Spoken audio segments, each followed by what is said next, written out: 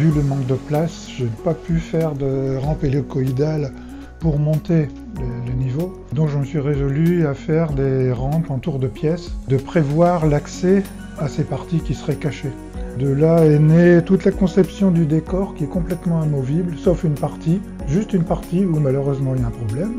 Forcément, ça devait arriver, mais tout le reste est démontable. Ça, c'était à prévoir au moment du placement des voies, de la réalisation des reliefs. Et dans l'ensemble, moi, je pense que je m'en suis bien sorti. J'ai accès à peu près tout le réseau.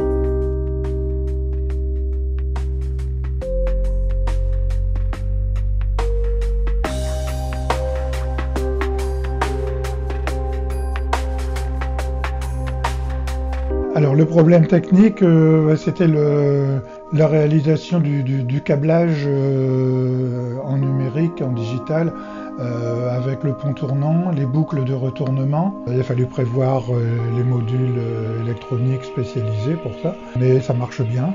Il n'y a pas de souci particulier de ce côté-là. Le problème suivant, c'était la réalisation des itinéraires, parce que le réseau comporte une soixantaine d'aiguilles. Donc il était hors de question de les commander une par une pour tracer un itinéraire. Donc là je suis passé à la partie technique classique, matrice de diode à l'ancienne. Ça peut se faire en numérique aussi, mais ça demandait un investissement intellectuel et financier un peu trop important.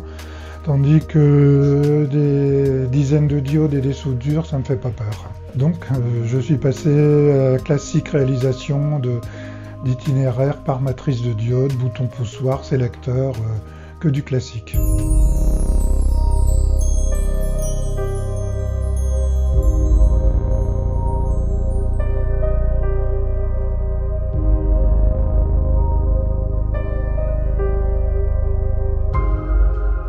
Alors le problème du décor, c'est que je voulais pas de décor en plâtre lourd, donc j'ai réalisé tout mon décor en polystyrène extrudé, donc les plaques d'isolation, qui est très rigide, par superposition de plaques et de morceaux, de petits bouts découpés. J'ai pu réaliser tout mon décor recouvert simplement d'une fine couche de gesso pour donner l'aspect blanc, et qui a été ensuite coloré avec des terres à décor, de la gouache. Le décor étant amovible, il fallait que ça soit léger, donc c'était la seule solution.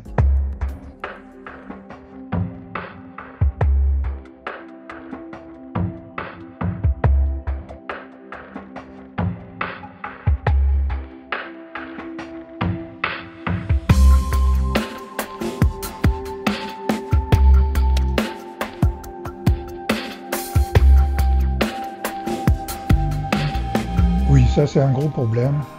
La chaleur pose problème parce que la pièce étant complètement fermée, j'ai quasiment pas d'aération et la toiture en tuile en été chauffe beaucoup. Même avec une bonne isolation, ça chauffe pas mal. J'ai dû installer une climatisation, c'est une bidouille, c'est pas une vraie climatisation. J'ai une ventilation, mais elle est assez bruyante, donc dès qu'on éclaire un peu avec les tubes néons, ça chauffe. J'ai entrepris le remplacement des tubes néons par des réglettes à LED. Ça devrait diminuer quand même un peu le problème.